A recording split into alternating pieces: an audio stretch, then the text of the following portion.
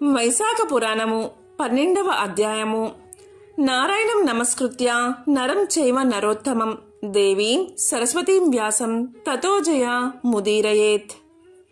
కుమార జననము. మన్మధుణ్ణి దహించి శివుడు అంతర్ధానం చెందగా గిరిరాజ పుత్రికయగు పార్వతి నిరాశపడి ఏమి చెయ్యాలో తెలియని స్థితిలో ఉంది. భయపడిన తన కుమార్తెను చూసిన హిమవంతుడు భయపడి ఆమెను ఇంటికి చేర్చాడు. పార్వతియు పరమశివుని రూపాన్ని, ఔదార్యాది గుణాలను చూసి అతడే భర్త కావాలి అని తలచింది. తన తలపు తీరడానికి గంగా తీరమున తపస్సు చేయడం ప్రారంభించింది. తల్లిదండ్రులు, ఆత్మీయులు సుకుమారివైన నీకు ఈ తపం వద్దు అని వారించినా ఆమె మానలేదు. పార్వతి గంగా తీరానికి చేరి మహాలింగ స్వరూపాన్ని ఏర్పరిచి నిరాహారి అయి జటాధారిణి అయి కొన్ని వేల సంవత్సరాలు పరమశివుడి కోసం తపస్సు ఆచరించింది. శివుడు పార్వతిని పరీక్షించాలి అని బ్రహ్మచారి వేషమున అక్కడికి చేరుకున్నాడు.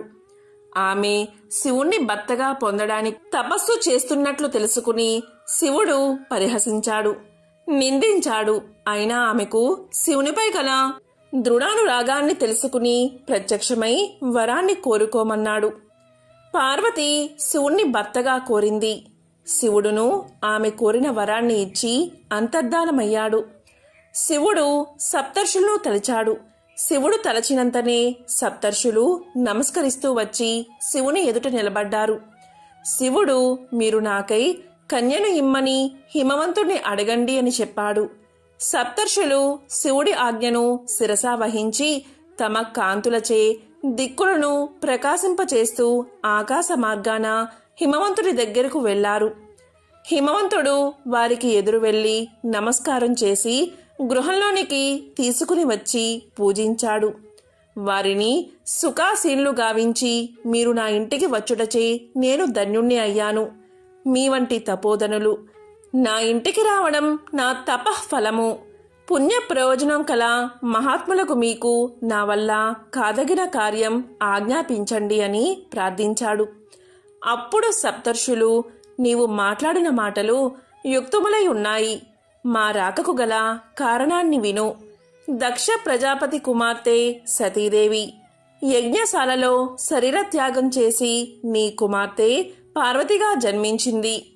ఆమెకు తగిన వరుడు శివుడు తప్ప వేరెవరూ ముల్లోకాల యందు లేరు.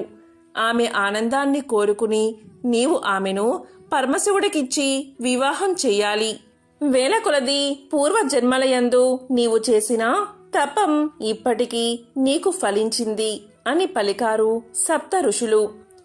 హిమవంతుడు సప్త ఋషుల మాటలు విని నా కుమార్తె నార చీరలు కట్టి గంగా తీరమున శివుణ్ణి భర్తగా కోరి తపస్సు ఆచరిస్తుంది.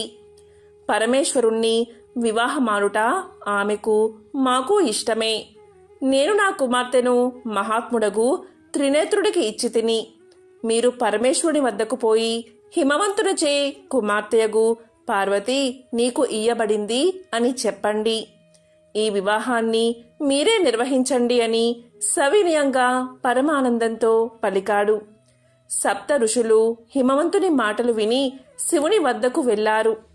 శివునకు హిమవంతుని మాటలు తెలియచేశారు.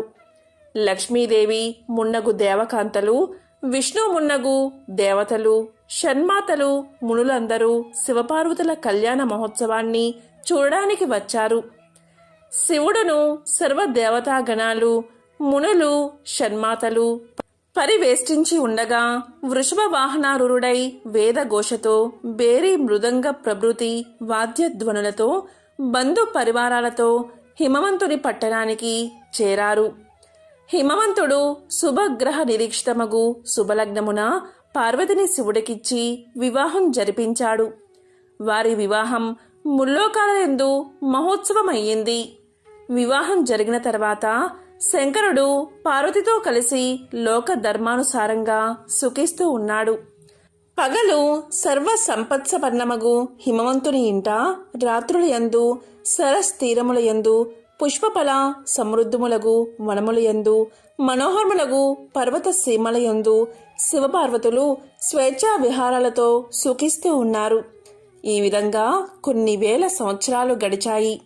ఇంద్రుడి శాసనాన్ని అనుసరించి ఆ కాలమున సంయోగమున ఏర్పడిన గర్భం మరలా సంయోగమున స్రవించబడింది.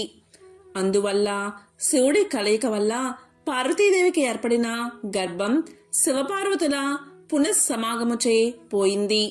ఈ విధంగా గర్భస్రావాలు జరుగుతూ ఉన్నాయి. పార్వతీ గర్భం నిలవడం లేదు. శివుడి వల్ల పార్వతికి కలిగిన గర్భం నిలవకపోవడం వల్ల పార్వతీ గర్భమున పుట్టిన రుద్రపుత్రుని వల్ల తారకాసుర వినాశనము ఎదురు చూస్తున్న దేవతలకు ఆశాభంగము నిరాశ కలిగి విచారం అధికమయ్యింది. అప్పుడు దేవతలందరూ ఒక చోట కలుసుకుని పరమేశ్వరుడు నిత్యము రథాసక్తుడై ఉన్నాడు. అందువల్ల గర్భాలు నిలవడం లేదు. కాబట్టి శివునకు పార్వతితో మరలా కలయిక లేకుండా ఉండేటట్లు చెయ్యాలి. ఇలా చేయడానికి అగ్నియే తగిన వాడిని నిశ్చయించారు. అగ్నిహోత్రుణ్ణి పిలిచి, అగ్నిదేవా, నీవు దేవతలకు ముఖం వంటివాడివి, దేవతలకు బంధువ్వి. నీవు ఇప్పుడు శివపార్వతులు విహరించే చోటకు వెళ్ళు. రథాంతమున శివుణ్ణి దర్శించి శివపార్వతులకు మరలా కలయిక లేకుండా ఉండేటట్లు వ్యవహరించు. వారికి పునఃసంగమం లేకపోతే పార్వతి గర్భం నిలుస్తుంది. రతి అంతమున నిన్ను చూసి పార్వతి సిగ్గుపడి తొలగిపోతుంది. అందువల్ల వారికి మరలా పునఃసంగమం ఉండదు. నీవు శివునికి ఎదురు నిలిచి శిష్యుడివై వేదాంత విషయాన్ని ప్రశ్నించు. శివుడు నీ సందేహాన్ని తీరుస్తాడు. ఈ విధంగా జరిగితే గర్భవతియగు పార్వతి పుత్రుణ్ణి ప్రసవిస్తుంది. తారకాసురుడు రుద్రపుత్రునిచే నిహతుడు అవుతాడు. మన కష్టాలు తీరిపోతాయి అని దేవతలు అగ్నిని ప్రార్థించారు. అగ్ని దేవతల ప్రార్థనని అంగీకరించి శివపార్వతులున్న చోటుకు వెళ్ళాడు. శివపార్వతుల సంగమమున శివుని వీర్యము విముక్తం కాకుండగానే అగ్ని శివపార్వతుల వద్ద ప్రత్యక్షమయ్యాడు. వస్త్రవిహీనమై ఉన్న పార్వతి అగ్ని రాకను గమనించి సిగ్గుపడి బాధపడుతూ లోపలికి పోయింది. శివుడు పార్వతి తన దగ్గర నుండి దూరంగా వెళ్లడం వల్ల అందుకు కారణమైన అగ్నిపై కోపగించి, మా సంగమునకు ఆటంకం కలిగించావు. వీర్యపతనానికి స్థానం కాదగిన పార్వతి ఇక్కడ లేకుండాటకు నీవే కారణం. నా ఈ వీర్యాన్ని నీవే భరించు అని తన వీర్యాన్ని అగ్నియందు ఉంచాడు శివుడు. అగ్ని దుర్భరమగు శివవీర్యాన్ని భరించలేక బాధపడుతూ ఎట్లో దేవతల వద్దకు వెళ్లి జరిగిన దాన్ని వివరించి చెప్పాడు. దేవతలు అగ్ని మాటలు విని శివవీర్యం లభించిందని సంతోషాన్ని, ఆ వీర్యం నుండి సంతానం ఎలా కలుగుతుంది అని విచారాన్ని పొందారు. అగ్నిలో ఉన్న శివవీర్యం పిండ రూపాన పెరుగుతూ ఉంది. పురుషుడగు అగ్ని దానిని ప్రసవించడం ఎలాగా అని విచారపడి అగ్ని దేవతలను చేరి రక్షించమని ప్రార్థించాడు. దేవతలు విచారించి అగ్నితో కలిసి గంగానది ఎద్దకు వెళ్లారు. ఆమెను అనేక విధాలుగా స్తుతించారు. నీవు మా అందరికీ తల్లివి, అన్ని జగాలకు అధిపతివి. దేవతల ప్రార్థన అంగీకరించింది గంగానది. దేవతలు అగ్నికి గర్భమున విడిపించుకుని మంత్రాన్ని ఉపదేశించారు. అగ్ని దేవతలు చెప్పిన మంత్ర బలమున తనలో ఉన్న రుద్ర వీర్యాన్ని గంగానదిలో ఉంచాడు. గంగానది కొన్ని మాసాల తర్వాత, నేను రుద్రవీర్యాన్ని భరించలేకపోతున్నాను, దుర్భరమగు ఆ శివవీర్యాన్ని తన తీరంలో ఉన్న రెల్లు పొదల్లో విడిచింది.